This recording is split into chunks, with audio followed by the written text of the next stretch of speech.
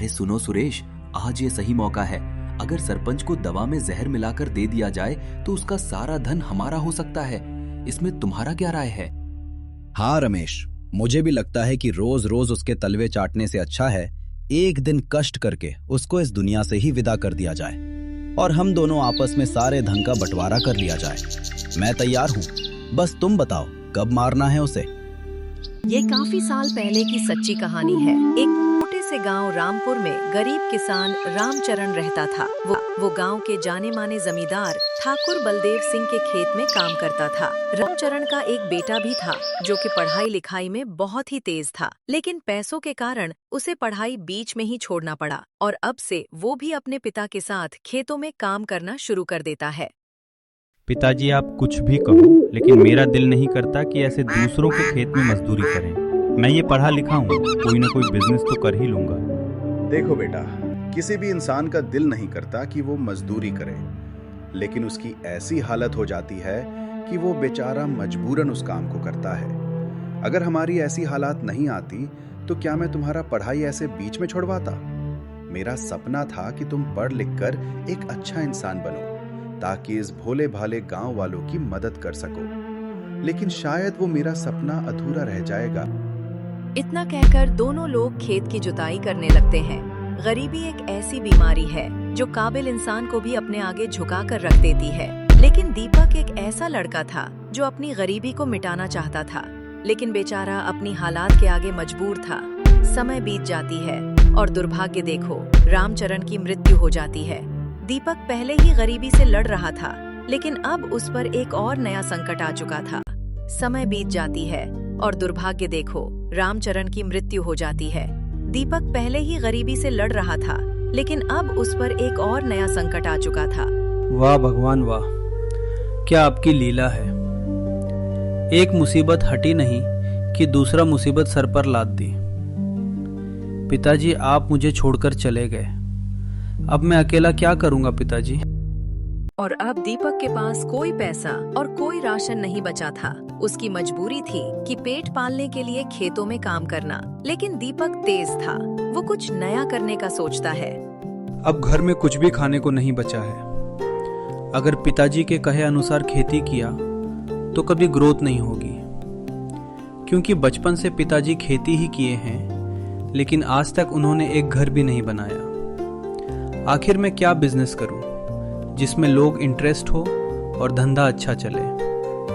क्यों ना पिताजी का सपना पूरा किया जाए, क्योंकि उनका सपना था कि मैं पाठ लिखकर अपने गांव वालों की मदद करूं, लेकिन पैसे ना होने के कारण पढ़ाई पूरी नहीं हुई। लेकिन लोगों की मदद तो कर ही सकता हूं, क्योंकि इस गांव में बहुत ऐसे लोग हैं जिनके पास बुद्धि नहीं है। अगर मैं बुद्धि की दुकान खोल दूं और अकल की सौदा करूं तो कैसा रहेगा। दीपक एक बुद्धि की दुकान खोलने का फैसला करता है, क्योंकि वह काफी तेज और बुद्धिमान इंसान था।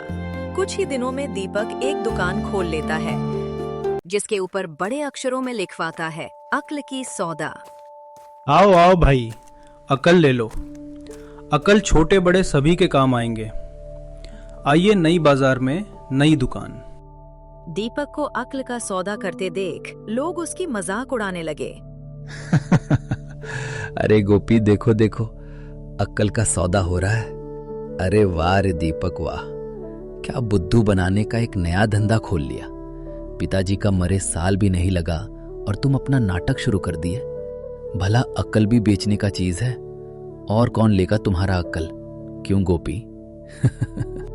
अरे हाँ भैया, ये तो अक्ल का सौदा कर रहा है, लेकिन मुझे लग रहा है कि सबसे पहले इसका ही अक्ल कहीं खो गया है। अरे दीपक, क्या तुम पागल हो गए हो? भला अक्ल भी खरीदने की चीज है जो लोग तुमसे खरीदेंगे।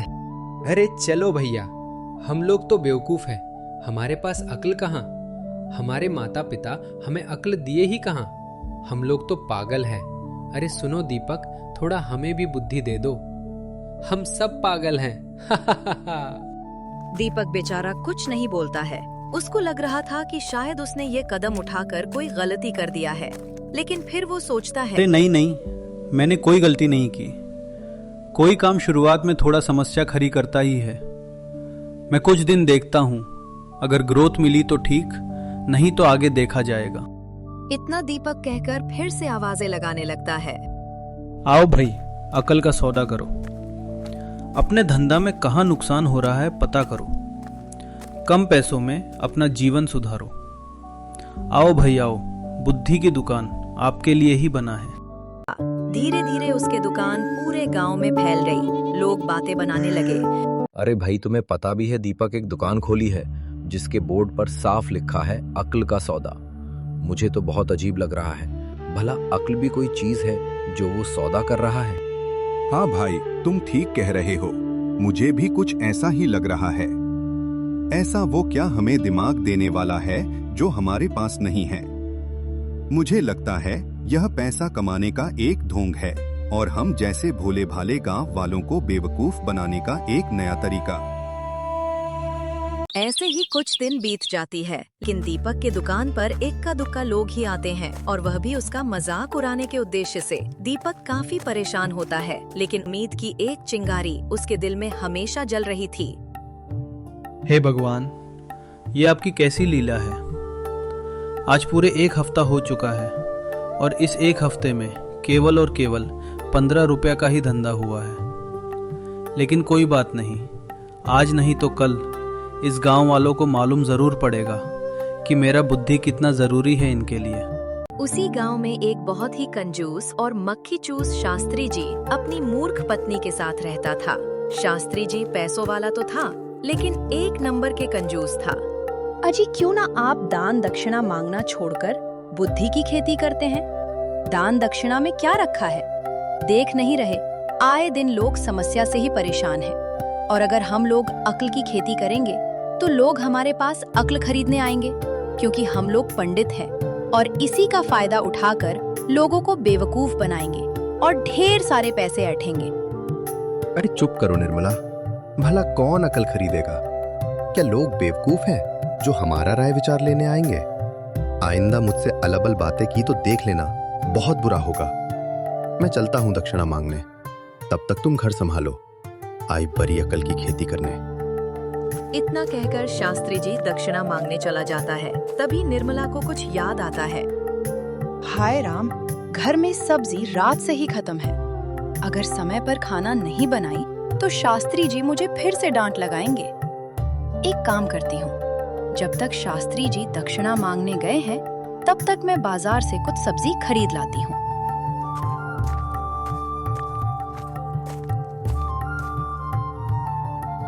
निर्मला बाजार निकल जाती है। बाजार के रास्ते में ही दीपक की दुकान थी। निर्मला जब बोर्ड पर नजर डालती है तो तंग रह जाती है। अरे बाप रे, अकल की दुकान। अभी मैंने शास्त्री जी से अकल की खेती करने को बोल ही रही थी और यहाँ सौदा होना भी चालू हो गया। मैंने उनसे बोली थी कि इसका डिमांड काफी ज्यादा है, लेकिन उन्होंने मेरी बात मानी ही नहीं। कोई बात नहीं, एक काम करती हूँ, कुछ रुपए के अकल खरीद लेती हूँ और शास्त्री जी को दिखाऊंगी। शायद उन्हें पसंद आ गई तो अकल की खेती भी जल्द शुरू कर दूंगी। अरे भैया, अकल कितने रुपए किलो है? देखो बहन, मैं अकल तौलकर नहीं बेचता, लेकिन हाँ, अगर आप जितना के कहोगी उतना का अकल दे सकता हूँ। बस आप ये बताइए कि कितने पैसों का चाहिए? ठीक है भैया, आप एक काम करो, 10 रुपए की अकल दे दो। जब कम पड़ेगा तो और ले जाऊंगी। दीपक एक नई ग्राहक देखकर काफी खुश था। वह एक कागज पर कुछ लिखकर उस शास्त्री जी की पत्नी को दे देता है। निर्मला जल्दी से बाजार में जाती है और कुछ सब्जी खरीद लेती है। इसके पहले कि शास्त्री जी घर पहुँचे, निर्मला जल्दी से घर पहुँच जाती है। थोड़ी ही देर में शास्त्री जी पधारते हैं। अरे शास्त्री जी आइए, मैं आप ही का प्रतीक्षा कर रही थी। ये देखो, मैं एक दुकान से अकल खरीद कर लाई हूँ। इसको देखो और बताओ कि कैसा है। मैंने आपको अकल की खेती करने को बोली ही थी और लोग उसे बेचना भी शुरू कर दिए।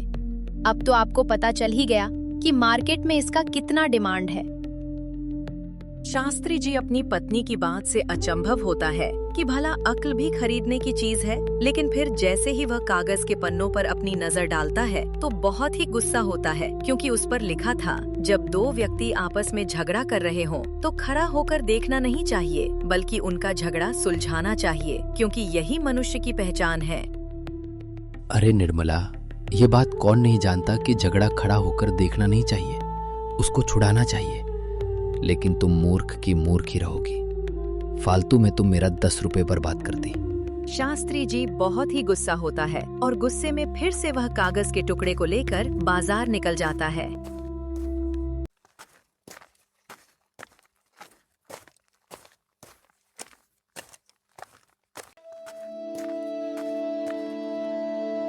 अरे वो अकल का सौदा करने वाले, तुम्हारी हिम्मत कैसे हुई मेरी पत्नी को बेवकूफ बनाने की? ये अपना कागज का टुकड़ा पकड़ और लौटा मेरे 10 रुपए, वरना मैं बवाल मचा दूंगा कि तुमने मेरी पत्नी को ठगा है। भला कौन नहीं जानता है कि दो लोगों में झगड़ा हो रहा हो तो खड़ा होकर देखना नहीं चाहिए, उसे छुड़ाना चाहिए।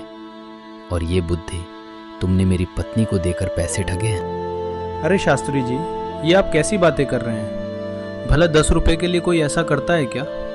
और मैंने कोई गलत ज्ञान थोड़ी ना दिया हूँ, जैसा पैसा वैसा ज्ञान दिया हूँ। और अगर आपको पैसा चाहिए तो आज से आपको ये वादा करना होगा कि जो मैंने आपकी पत्नी को 10 रुपए में ज्ञान दिया है वो इसको नहीं मानेगी और दो लोगों में झगड़ा हो रहा को नहीं छुड़ाएगी, क्योंकि यह अकल मैंने ही दिया है।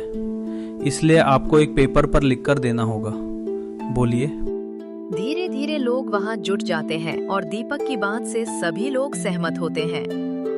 अरे हाँ शास्त्री जी, दीपक ठीक कह रहा है, उसने ही यह अकल दिया है। अगर आपको पैसे चाहिए तो आपकी पत्नी को झगड़ा छुड़ाने का कोई हक नहीं।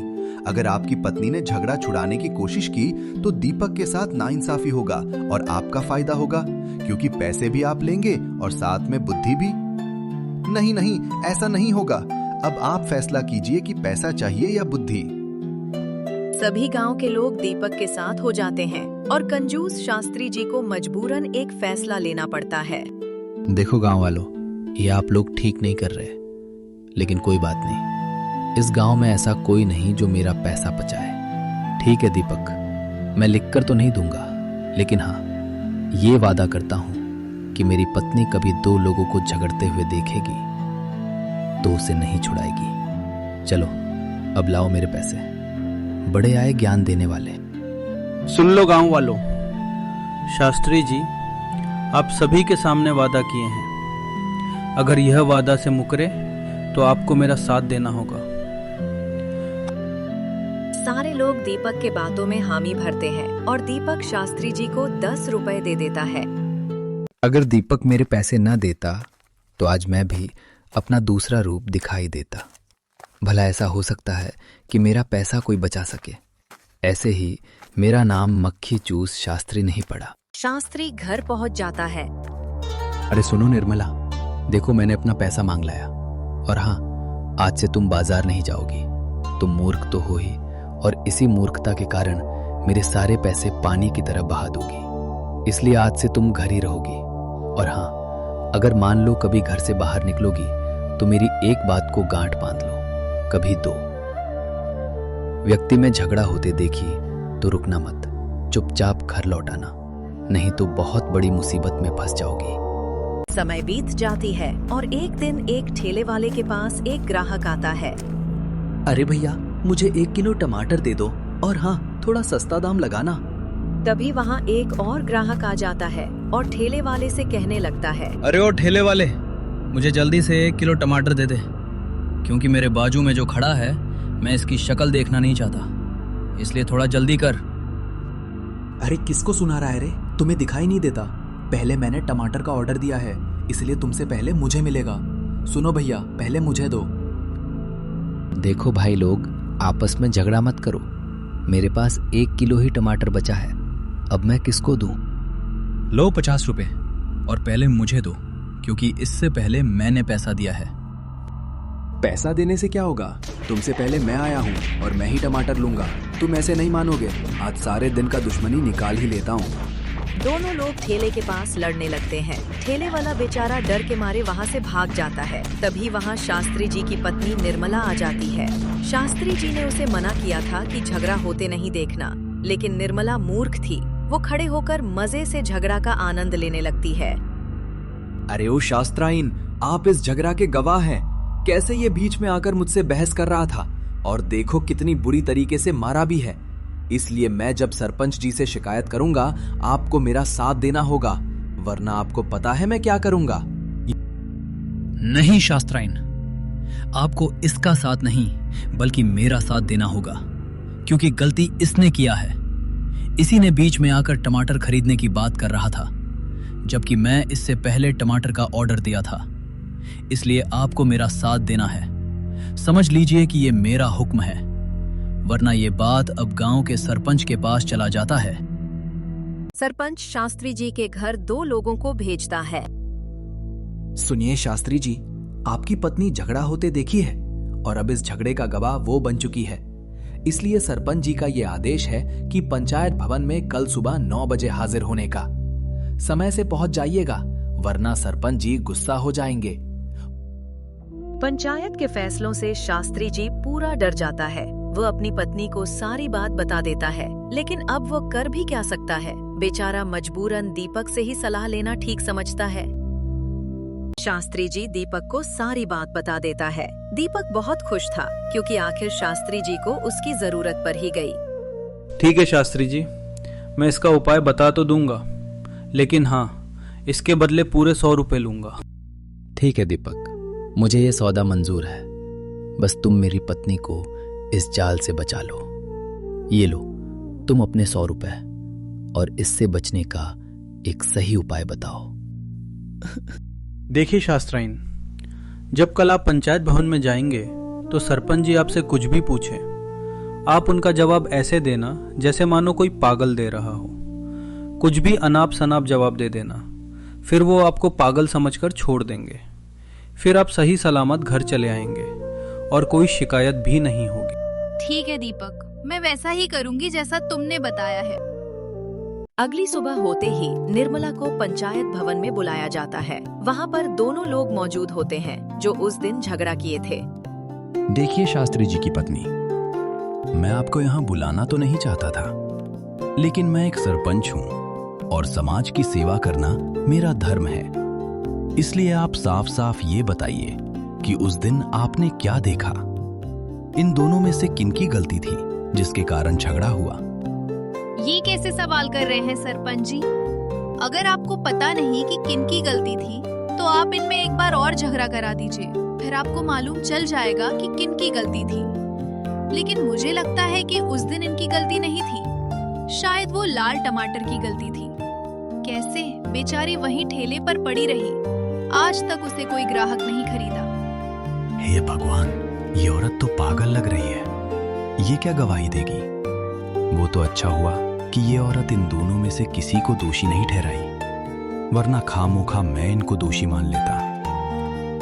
सुनो, अब तुम यहाँ से जाओ, तुम्हारा कोई काम नहीं। सरपंच शास्त्री जी की पत्नी को छोड़ देता है। निर्मला खुशी खुशी घर चली आती है और शास्त्री जी से कहती है, देखा जी मैंने कैसे झगड़ा का आनंद भी ले ली और बिना किसी झंझट के बच भी गई। अरे हाँ निर्मला, तुम बच तो गई, लेकिन मुझे फिर एक नई चिंता सताने लगी है।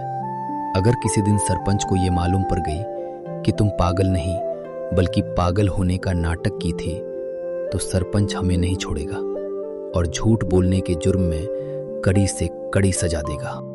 अरे हाँ जी, आप ठीक बोल रहे हैं, मैं इसके बारे में तो सोची ही नहीं। एक काम करते हैं, फिर से उस अकल के सौदागर से इसके बारे में बातें करते हैं। मुझे यकीन है इस समस्या का समाधान भी वो जरूर निकाल लेगा। दोनों लोग फिर से अकल के सौदागर के पास जाते हैं और अपनी समस्या बताते हैं।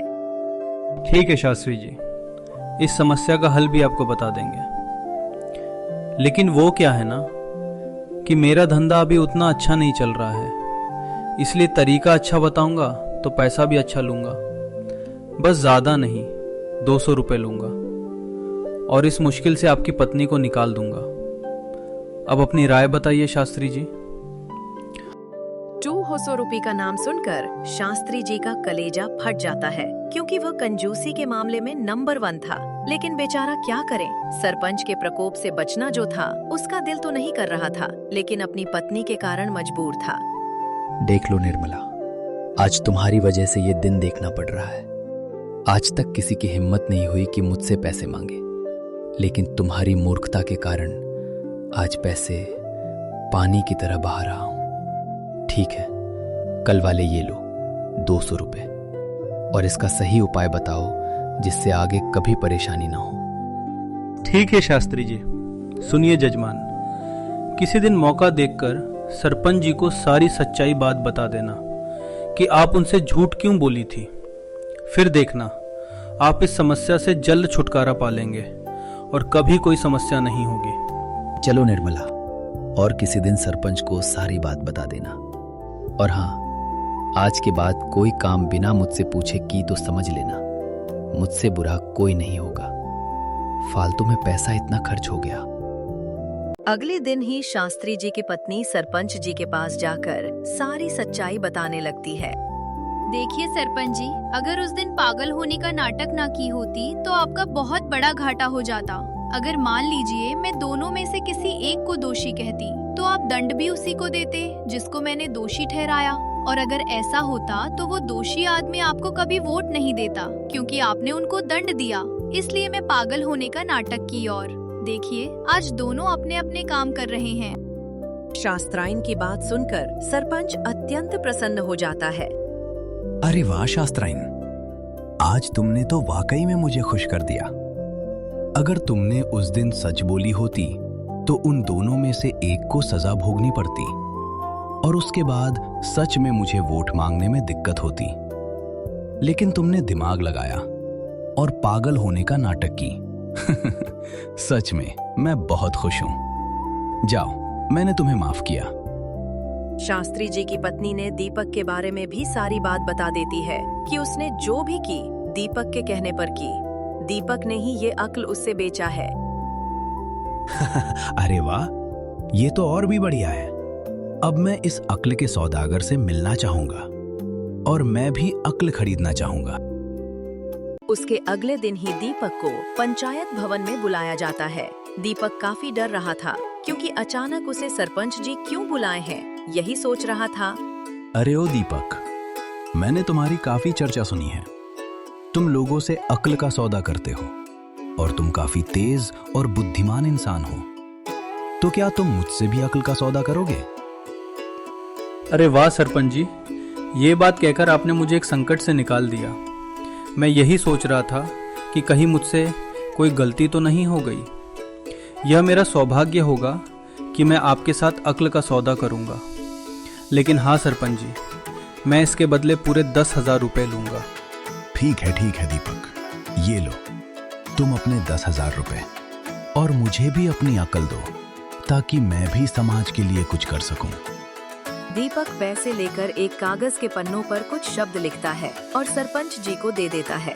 सरपंच जी जब उस कागज पर लिखे शब्द को पढ़ते हैं तो आश्चर्य हो जाते हैं, क्योंकि उस पर लिखा था, कोई काम बिना सोचे समझे और जांच पड़ताल के बिना नहीं करना चाहिए। अरे वाह दीपक, ये बात तो तुमने बहुत अच्छी बताई। आज के बाद मैं कभी बिना जांच पड़ताल के कोई काम नहीं करूंगा। अब तुम जा सकते हो। आगे जरूरत पड़ी ही तो फिर से तुमसे अकल खरीदूंगा।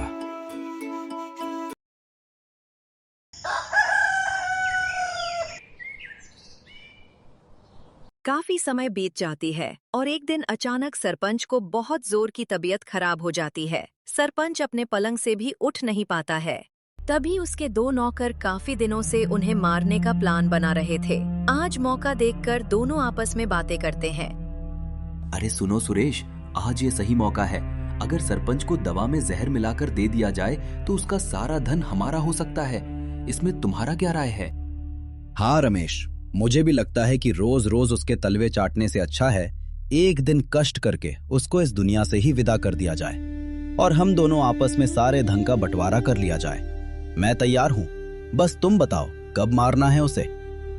एक दिन अच्छा समय देखकर दोनों दवा में जहर मिला देते हैं और सरपंच को खाने को दे देते हैं। सरपंच दवा लेकर एक गहरी सोच में डूब जाता है। तभी उसे दीवार पर सटे दीपक का दिया हुआ पत्र दिखाई देता है। उस पर साफ साफ लिखा होता है, बिना सोचे समझे कोई भी कदम नहीं उठाना चाहिए। अरे दीपक ने तो बताया था कि कोई भी कदम उठाने से पहले उसका अच्छे से जांच पड़ताल कर लेना चाहिए। कहीं इस दवा में कुछ मिलाया हुआ तो नहीं है। सरपंच बहुत गौर से उस दवा को निहारने लगता है और रमेश को भी सक्की नजरों से देखने लगता है। तभी रमेश घबरा जाता है और अपनी गलती स्वीकार करने लगता है। मुझे माफ कर दीजिए सरपंच जी, मैंने बहुत बड़ी गलती की। इस दवा में सुरेश के कहने पर जहर मिलाया। वो आपको मारकर आपकी जायदान हथियाना चाहता था और मैं भी उसके दी हुई लालच में आ गया और सही गलत का पहचान ही नहीं किया। मुझे माफ कर दीजिए। क्या इसमें तुम लोग जहर मिलाए हो? हे भगवान, आज तो मरते मरते बच गया। सुनो रमेश, आज के बाद से इस गांव में कहीं भी दिखे तो तुम्हारा वो हाल करूंगा कि तुम ही जानोगे।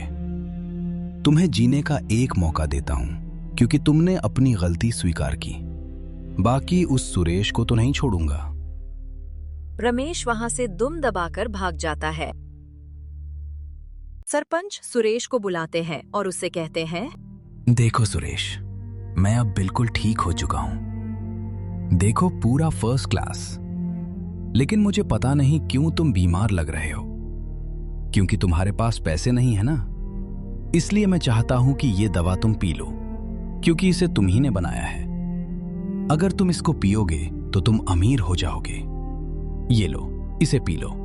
सरपंच के ऐसा कहते ही सुरेश समझ जाता है कि सरपंच को इसके बारे में मालूम पड़ गया है और रमेश भी कहीं दिखाई नहीं दे रहा है। सुरेश अब चारों तरफ से फंस चुका था। वह अपनी गलती स्वीकार करने लगता है।